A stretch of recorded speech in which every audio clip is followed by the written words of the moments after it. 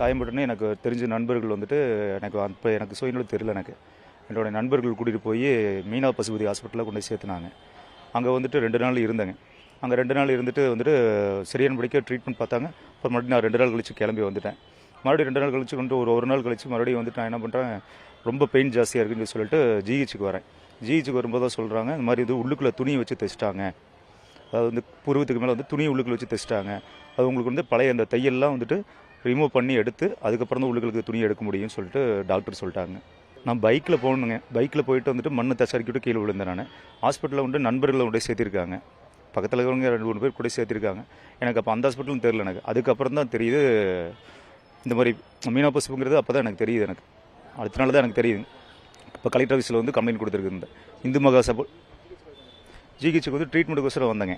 அதுக்கப்புறம் தான் இங்கே தான் சொல்கிறாங்க, இந்த மாதிரி துணி உள்ளுக்கு வச்சு தைச்சிட்டாங்க. உங்களுக்கு பழைய அந்த தையெல்லாம் பிரித்ததுக்கப்புறம் தான் துணியை நீங்கள் வெளியில் எடுக்கணும் நீங்கள் அப்படின்னு சொல்லிட்டு எடுத்திருக்காங்க. இப்போ இன்னும் கொஞ்சம் பெயின் கொஞ்சம் ஜாஸ்தியாக இருக்குதுங்க. அதனால் உள்ளே இன்னும் இருக்கும். இது மறுபடியும் எல்லாம் டிஸ்போஸ் பண்ணி தையெல்லாம் மறுபடியும் டிஸ்போஸ் பண்ணது பார்த்ததுக்கப்புறம் தான் சொல்ல முடியும்னு சொல்லிக்கிறாங்க. 2 நாள் அட்மிட் ஆக சொல்லிக்கிறாங்க. உயிர் மேலே எனக்கு பயம் வந்துருச்சுங்க. இந்த மீனா பசுபதி ப்ரைவேட்டுன்னு சொல்லி கொண்டு போனது பார்த்தீங்களா, அவங்க இப்படி உள்ளுக்குள்ள துணி வச்சு தைச்சது நான் பயங்கர அதிர்ச்சி அடைஞ்சிட்டேன். நான் அதுக்கப்புறம் இங்கே ஜெயிச்சு வந்ததுக்கப்புறம் தான் தெரியுதுங்க. அவங்களே சொல்கிறாங்க. செய்திகளை உடனுக்குடனும் துல்லியமாகவும் தெரிந்து கொள்ள சப்ஸ்கிரைப் பண்ணுங்க.